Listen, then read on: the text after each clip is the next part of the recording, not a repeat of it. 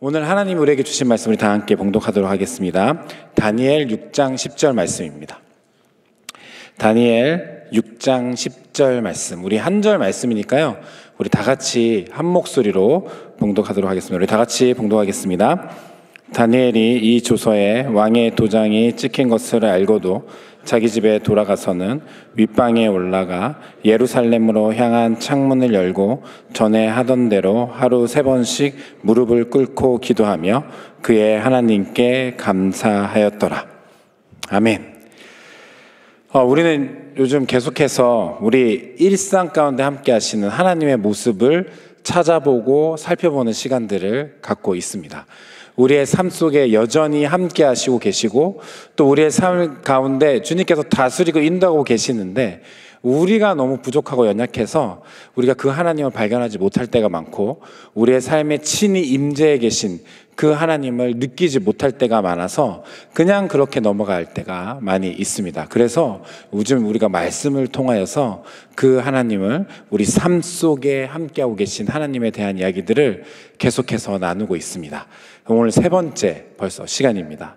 근데 오늘 더불어서 오늘 여러분들 계속해서 오늘 예배 시간에 안내를 받으시고 또 함께 이렇게 참석하고 계시지만 우리 추수감사주일로 지키는 날입니다. 추수감사주일. 네, 이런 감사주일이 우리에게 다가왔을 때 우리의 마음속에 그래도 주일에 예배 오기 위해서 오늘은 감사하는 날이니까 헌금도 좀 준비해보고 그리고 또 나에게 감사의 제목들이 무엇이 있는지 한번 생각해보고 또 그 감사의 고백을 예배 때 주님 앞에 나와서 올려드리는 것들을 하려고 우리 안에 노력을 할 때가 많이 있습니다. 그런 마음을 먹고 오지요. 오늘 같은 날은 특별히 그래도 오늘 감사하는 날이니까 내가 주님 앞에 감사해야 되겠다 라는 마음을 갖고 우리가 주님 앞에 나와서 예배 드립니다. 그런데 가끔씩요, 저의 경우를 살펴봐도 감사의 제목을 쥐어 짜내야 될 때가 있습니다. 주변을, 내 환경을 돌아보면 진짜 감사하기 너무 힘들다, 부담스럽다 이런 생각이 있을 때가 있다고요. 사람들이 감사주일이라고 해서 와서 예배 드리고 감사합니다 할렐루야 외치고 찬양하고 있는데 내 마음속 한구석에서 그게 부담스러운 거예요. 그게 너무 부자연스러운 겁니다. 감사의 제목을 억지로라도 꺼내서 감사의 고백을 올려드리고는 있는데 머릿속으로는 하나님이 나에게 베풀어 주신 은혜가 많은데 이렇게 생각하지만 그런데 감정까지 동하지 않는 거예요. 내 마음은 동하지 않아요. 그래서 좀 부담스럽다. 이게 감정까지 동원해가지고 정말 전심으로 주님 앞에 감사의 고백을 올려드리는 거 쉽지 않다. 이렇게 생각하는 분들이 있을 것 같습니다. 순교한 자신의 아들, 그 아들의 장례식장에서 9가지 감사의 제목을 올려드린 손양원 목사님의 이야기가 있습니다. 여러분 이 이야기 잘 아실 텐데요. 그 이야기를 들을 때마다 제 마음속에 감사한 마음이 있었습니다. 그리고 도전이 되었습니다. 너무 큰 은혜가 되었습니다. 어떻게 이런 상황 속에서 이런 감사를 올려드릴 수 있지? 자신의 아들이 죽었는데 그것도 처참하게 순교당했는데 어떻게 그 상황 속에서 저렇게 감사의 고백을 올려드릴 수 있지? 도전이 됩니다. 은혜가 됩니다. 그런데 마음 한구석에 내가 만약에 그 상황이라면 저럴 수 있을까? 생각하게 되는 것입니다. 부담스러운 거죠. 부대끼는 거죠. 너무 고통스러운 상황인데 어떻게 감사할 수 있지? 힘들고 고통스러운데 그 상황 속에서 어떻게 감사할 수 있지? 저는 제 스스로에게 그 이야기를 들을 때마다 그런 질문도 올려드리게 됩니다. 추수감사주의 한 해 동안 주님이 우리에게 허락해 주신 은혜에 대한 감사의 고백을 올려드리는 것입니다. 그런 날입니다. 우리 미국 청교도들의 그 신앙의 유산을 이어받아서 한국 교회도 이 추수감사주의를 다 지키고 있습니다. 한 해 하나님이 나에게 베풀어 주신 은혜 생각해 보니 너무 감사합니다. 이 고백을 올려드리는 날이에요. 근데 어떤 때는 그런 거죠. 올 한 해 감사할 제목이 잘 발견이 안 되는 거죠. 지금 너무 힘든 상황들을 이렇게 헤쳐나가고 있다 보니까 감사의 제목보다는 오히려 그것이 아니라 이 상황이라도 좀 잘 넘어갔으면 좋겠다라는 그런 마음속 깊은 곳에서의 한숨과 탄식과 함께 주님 앞에 올려드리는 고백이 있을 때도 있는 것입니다. 오늘 우리 이 자리에 오신 분들 중에 그런 마음도 있으실 것 같아요. 그런 마음으로 이 자리에 계신 분들도 저는 있으리라 생각합니다. 감사의 제목이 넘치는 환경 가운데 오늘 주님 앞에 나와서 정말 자연스럽게 감사의 마음을 올려드릴 수 있는 분들도 있지만 올 한 해를 지켜보건대 나에게 이런 일들이 지나가는 일들을 생각해보니 너무 힘들어. 이거 어떡해. 지금도 너무 고통스러워. 내가 입술을 열면 탄식뿐이야. 이렇게 생각하는 분들에게는 오늘 하루가 과연 어떻게 되어질지 여러분에게 물어보고 싶습니다. 오늘 그런 우리에게 오늘 이 말씀이 해주는 이야기가 있다고 생각합니다. 여러분 오늘 이 말씀을 한번 잘 들어보셨으면 좋겠습니다. 오늘 본문은 그 유명한 다니엘의 이야기입니다. 오늘 여러분 이 본문 여러분들 우리가 조금 한 부분만 읽었지만 이 전체 내용의 이야기들이 어떠한 이야기였는지 여러분 아마 잘 아시는 분들이 많을 거라고 생각합니다. 그래도 혹시 모르는 분들을 위해서 잠깐 설명을 해드리자면 그렇습니다. 지금 페르시아 다리오 왕이 다스리던 시대입니다. 거기에 120명의 지방을 다스리는 고위 정치인들을, 고위 고관들을 세웠어요. 그리고 그들을 관할하는 더 위에 있는 3명의 총리를 지금 다리오 왕이 세웠습니다. 그 중에 한 명이 누구냐면 다니엘인 거예요. 근데 이 다니엘이 그 3명의 그 총리들보다 훨씬 더 뛰어나고 모든 것들을 잘 했습니다. 자기에게 맡겨진 인물들을 잘 한 거죠. 그래서 다리오 왕이 보기에 너무 괜찮은 거예요. 이 다니엘은 뭐가 달라도 다르다, 탁월하다라는 생각이 들어서 그 3명의 총리 중에 한 사람을 다시 뽑아서 자기 나라의 2인자로 삼으려고 온 전국을 관할하는 자기 바로 밑에 있는 사람으로 2인자로 단독 총리로 세우려고 하는 마음이 다리오 가운데 있었습니다. 그런데 이제 같이 있었던 신하들이 그 광경을 보고 마음에 시기와 질투가 일어나기 시작한 거죠. 그래서 기회를 삼고 생각을 하기 시작합니다. 무엇이냐면 다니엘을 어떻게 하면 끌어내릴 수 있을까? 다니엘을 어떻게 하면 공경에 빠뜨릴 수 있을까? 어떻게 하면 저 왕의 총애에서 벗어나게 만들 수 있을까? 이런 고민들을 하다가 고민을 해서 결정을 내리고 다리오 왕을 찾아가서 한 가지 법을 만들어줄 것을 요청합니다.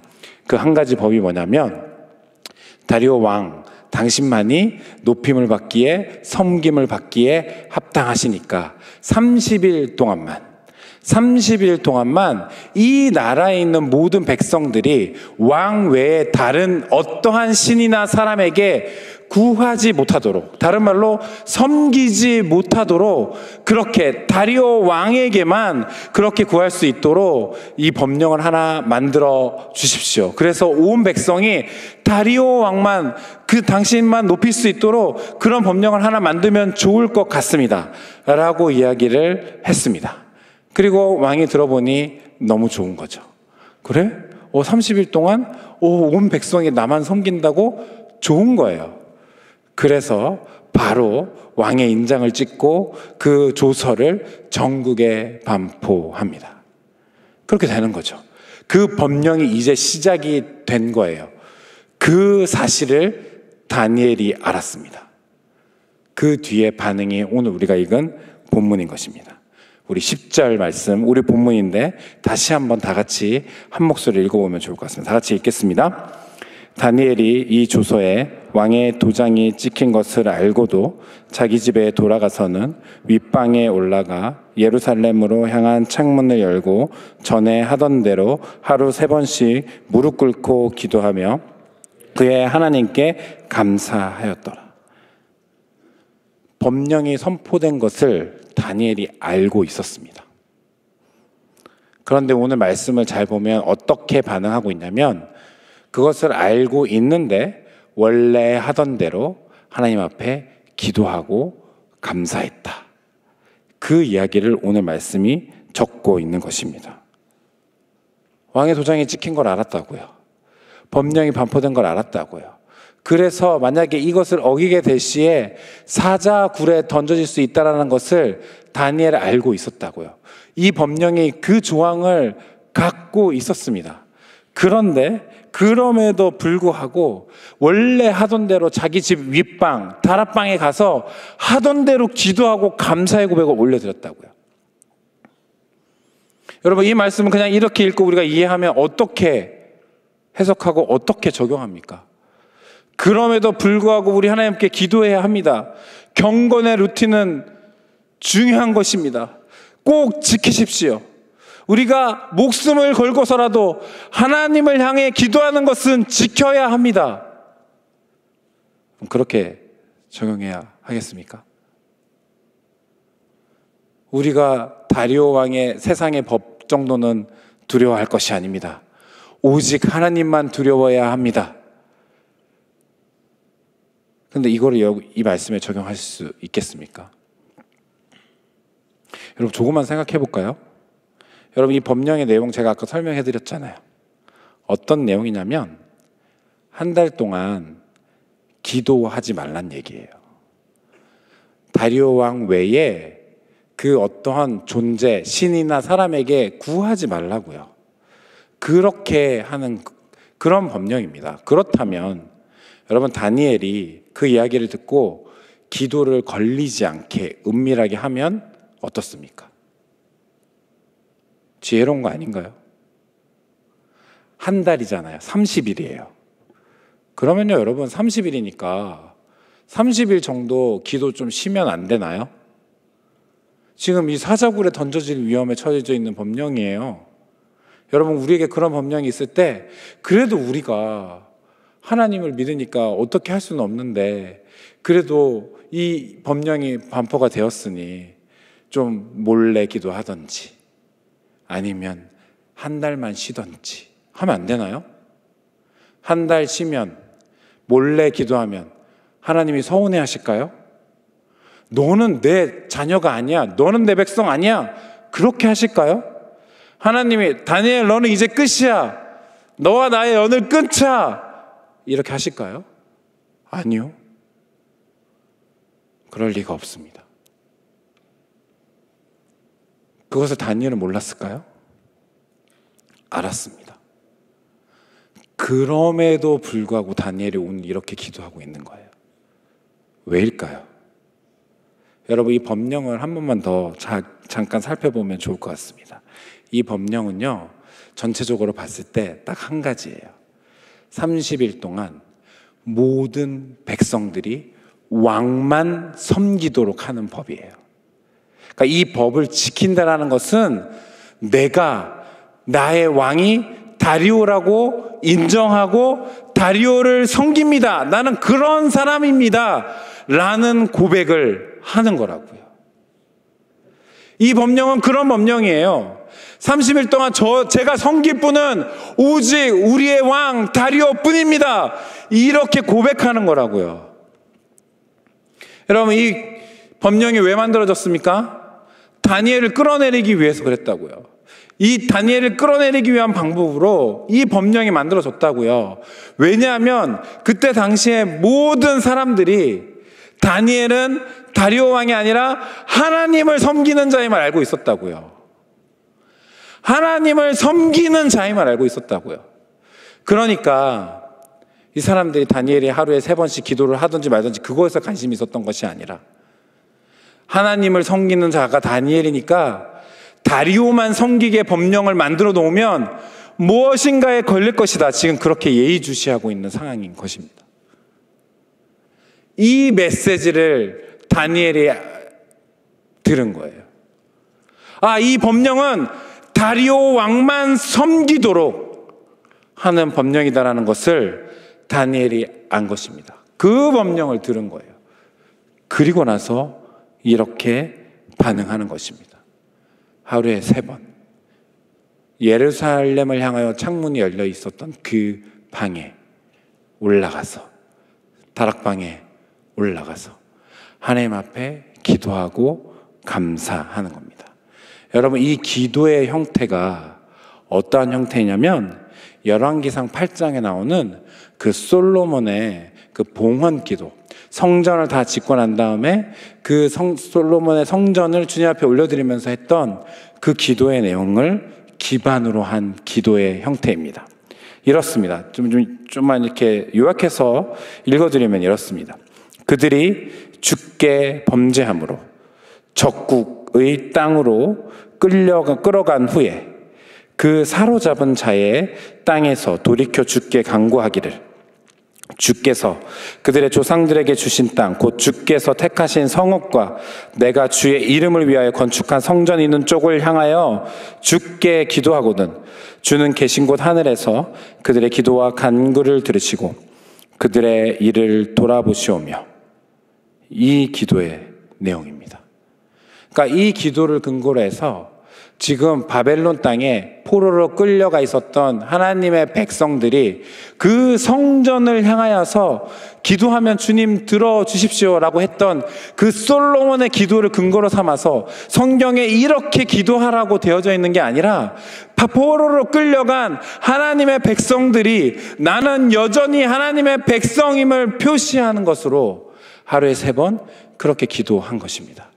그 기도에 다니엘이 동참한 거예요. 그러니까 오늘 다리오만 섬기도록, 다리오만 섬겨라, 한 달 동안 30일 동안 다리오 왕에게만 무릎 꿇어라 라고 했던 그 법령을 듣고 지금 다니엘이 반응하고 있는 거예요. 나는 다리오가 아니라 하나님을 섬기고 있다, 신앙 고백하고 있는 것입니다. 거기에 반응하고 있는 거예요, 여러분. 다니엘이 그냥 목숨을 걸고 무모하게 기도하는 그게 아니라요, 지금 다니엘은 자기가 목에 칼이 들어와도 할 수 없는 게 있어요. 그게 뭐냐면 하나님을 부인하는 거예요. 나는 여전히 하나님의 백성입니다. 나는 여전히 하나님을 섬깁니다. 그거 고백하고 싶은 거예요. 그래서 여러분, 나중에 잡혀가지고 사자굴에 던져지기 전에 다리오 왕이 다니엘에게 이렇게 얘기합니다. 다니엘 6장 16절 말씀인데 하반절에 이렇게 돼 있어요. 제가 읽어드릴게요.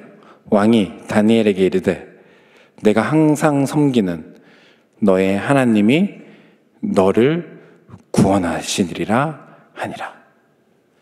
네가 항상 섬기는 하나님, 하나님만 섬기겠다고. 여러분, 다니엘이 신앙 고백하고 있는 거예요. 자신이 결단하고 신앙 고백하고 있는 것입니다. 나는 다리오에게 무릎 꿇을 수 없다. 여러분, 은밀하게 기도를 하거나 잠시 기도를 쉬거나 다니엘이 만약에 그렇게 했다면, 그래서 걸리지 않게 한 달을 보냈다면 사자굴에 던져지지 않을 수는 있었지만, 하나님이 그것 갖고 자신을 버린다고 생각하지 않았을 뿐더러 하나님도 그것 갖고 다니엘을 버리지 않으셨겠지만, 다니엘은 온 그 페르시아 다리오 왕과 그 온 페르시아 앞에 자신이 하나님을 섬기고 있었는데 한 달 동안 나는 다리오를 섬기는 자로 있었다라는 메시지를 온 나라 가운데 선포하는 것과 똑같은 효과가 있었기 때문에 다니엘은 도저히 그 법령에 따를 수 없었던 거예요. 자신이 그 앞에서 신앙 고백하고 있습니다. 나는 하나님만 섬깁니다. 나는 하나님의 백성입니다. 여러분, 하나님을 섬기고 계십니까? 여러분, 하나님만 섬기고 계십니까? 여러분, 누가 뭐래도 우리는 하나님 섬기는 자들 아닙니까? 자신 있게 나는 하나님 섬깁니다 말 못하겠죠. 가끔씩 우리가 너무 흔들리니까. 오늘 이 다니엘에 비하면 나는 너무 연약한 것 같잖아요. 그래도요, 그래도 지구는 둥글다라고 했던 갈릴레의 그 고백이, 그 지구는 돈다라고 했던 그 사람의 고백이 그랬잖아요. 마음속으로는 대놓고는 얘기 못해도 우리가 똑같이 하나님 앞에 그렇게 얘기할 수 있는 거 아닙니까? 사람들 앞에 자신 있게 그래도 나는 하나님을 섬깁니다 이렇게 못한다 할지라도 여러분 마음 한구석에 다 이렇게 고백하지 않으세요? 그래도 나는 하나님을 섬깁니다. 그러하십니까? 저와 여러분이 그렇게 고백하며 나아가는 그런 하나님의 백성이었으면 좋겠습니다. 주님의 이름으로 격려하고 축복합니다. 우리가 살고 있는 삶의 환경이 쉽지 않다는 거 알고 있습니다. 그래도요 여러분, 우리 마음속에 이거는 진짜 놓지 말자고요. 누가 뭐래도 나는 하나님을 섬기는 자다. 그런데 이렇게 올려드려진 신앙 고백 가운데 그가 올려드린 이 신앙의 고백으로 성경에 무엇이라고 얘기하고 있냐면 감사의 고백을 올려드렸다라고 얘기하고 있습니다. 여러분 여기 감사라고 적혀 있는 이 단어는 아람어로 이 성경 원문이 이 부분은 적혀 있거든요. 아람어로 쓰여져 있는 단어예요. 이 단어의 뜻 가운데에는 어떤 뜻이 있냐면 인정한다, 인정하다 이런 뜻이 있습니다. 그러니까 지금 이 다니엘은 하나님 앞에 감사의 고백을 자신 주변의 환경에 어떠한 감사의 조건을 발견하고 하나님 이것이 나에게 있어서 감사합니다. 지금 내가 있는 어떠한 것에 대한 감사가 아닙니다. 그게 아니에요. 무엇이냐면 하나님이 나의 하나님이셔서 그것을 인정하기에 감사합니다. 그렇게 올려드리고 있는 것입니다. 그의 신앙 고백은 감사했어요. 왜요? 하나님이 나의 하나님이시니까. 그래서 제가 여러분에게 오늘 질문하고 싶습니다. 하나님이 저와 여러분의 하나님이셔서 여러분 감사하실 수 있습니까? 하나님이 나의 하나님이셔서 감사하십니까?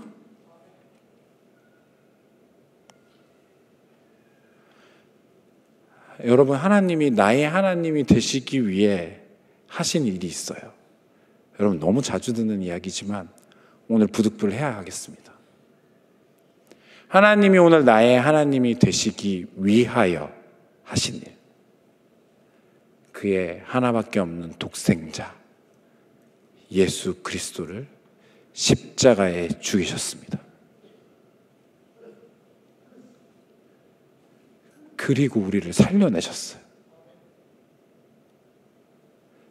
그냥 살려내 주신 것만으로도 감사해요. 그런데 그러고 그런 우리에게 하나님 말씀하시는 거예요. 내가 너의 하나님이 되어줄게. 하나님이 나의 하나님인 게 감사의 이유입니다. 우리 감사에 충분한 이유예요. 지금 다니엘은 그 감사를 올려드리고 있는 것입니다. 내가 너무 잘 풀려. 왕이 나를 인정했어. 나 이 3명의 총리에 내가 들었어. 내가 떵떵거리며 잘 살고 있어. 아니잖아요. 지금 상황이 어때요? 지금 사자굴에 들어갈 수도 있어요. 이 신앙 고백으로 말미암아. 그럼에도 불구하고 감사할 수 있는 이유는 딱 하나입니다. 하나님으로 인한 감사라고요. 하나님이 나의 하나님이 되어주셔서 감사합니다. 이것에 대한 감사라고요. 여러분 지금 결단하고 감사하고 있는 거예요, 여러분. 마음 먹고 감사하고 있는 것입니다. 자신의 환경을 쳐다보고 그리고 나서 감사의 제목이 넘치니까 그 자연스럽게 올려드려는 그런 감사가 아니라고요. 그게 아니라 내 주변의 환경과 상관없이 결단하는 거예요. 나는 주님을 감사 고백을 올려드릴 것이다. 주님이 나의 하나님이심을 인정한다. 나는 주님만 섬긴다. 결단하고 감사의 고백 올려드리는 겁니다. 누가 오늘 이 결단에 동참하시겠습니까? 여러분이 나의 하나님이 우리 하나님이시다, 내가 믿는 하나님이시다, 그분이 나의 하나님이 되어주셨다, 그분이 나의 왕이시다, 그분이 나를 다스리신다, 그분이 나의 아버지시다, 그분이 나와 늘 함께 하신다, 그분이 나의 하나님이 되셨다라는 사실 하나만으로도 감사하시겠습니까? 추수감사주일에 감사할 제목이 없다고요? 내 주변을 돌아보건대 그럴 수 있는 요건이 없다고요? 아닙니다, 여러분. 하나님이 여러분의 하나님이시잖아요. 저의 하나님이세요. 나는 그 하나님을 섬기는 사람이에요. 감사할 수 있어요, 여러분.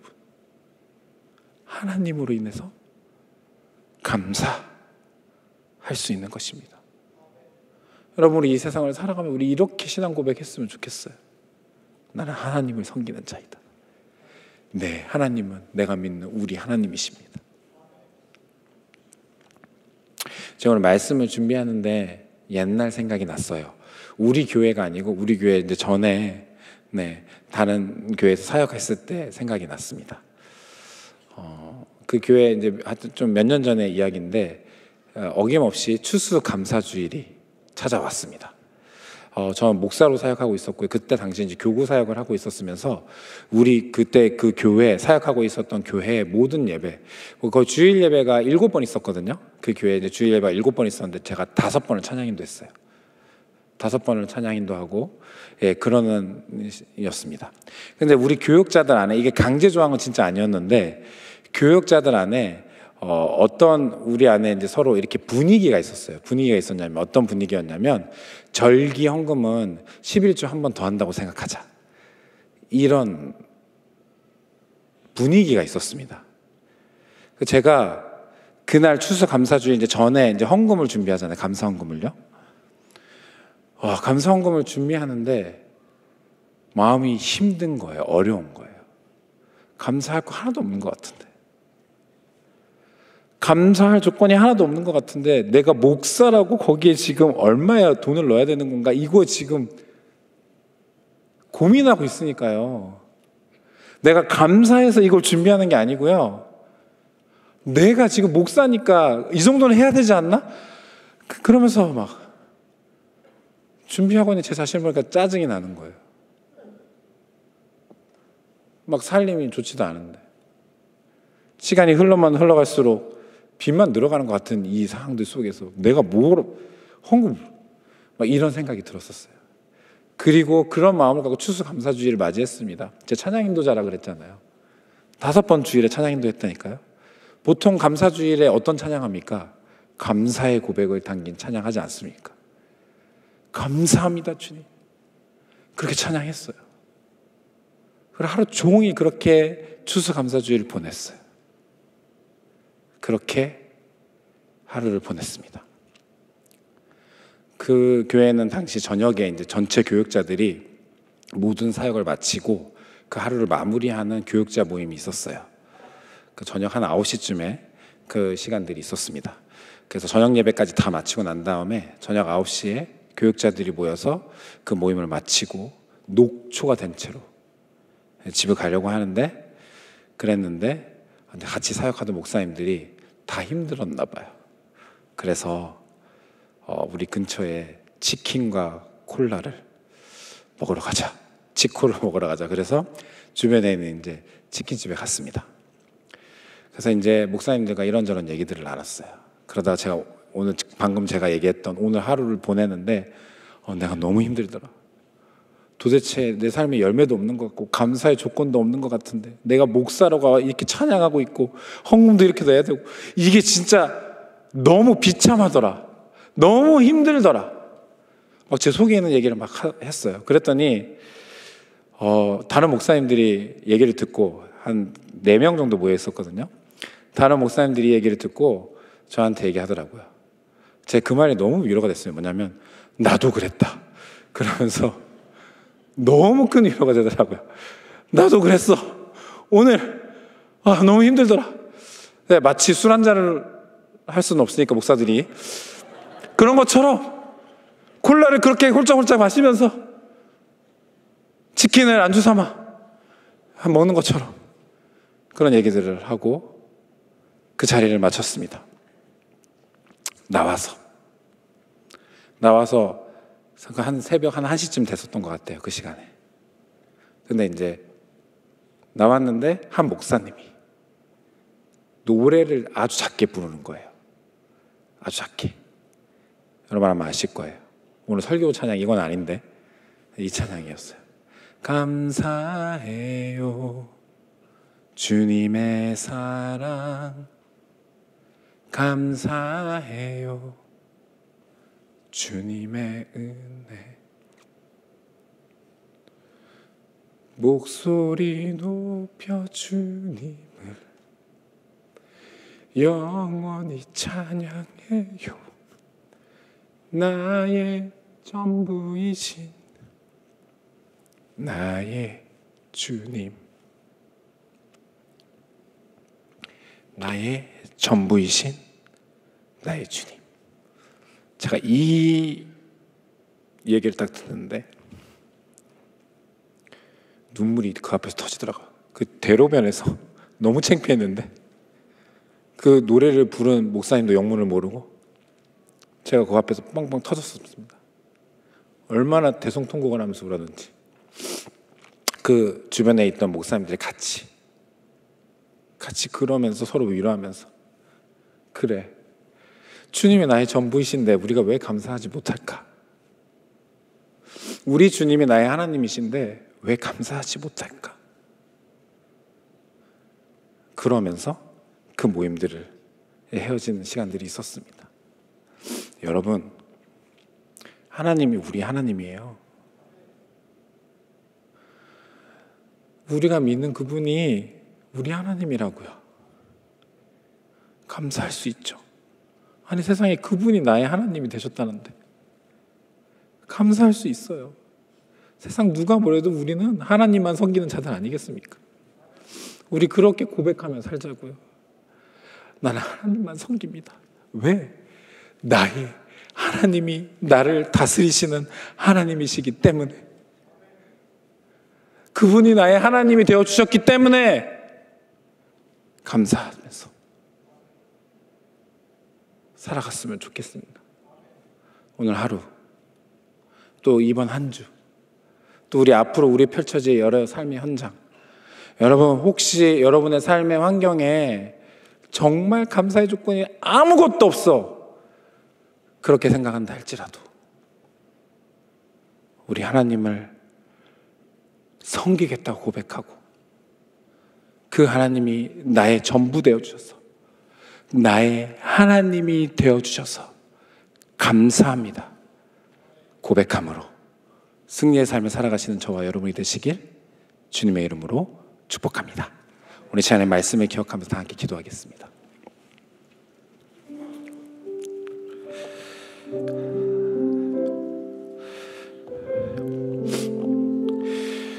정말 여러분, 저와 여러분 속에 살아가고 있는 삶이 녹록지 않은 거 잘 알고 있습니다.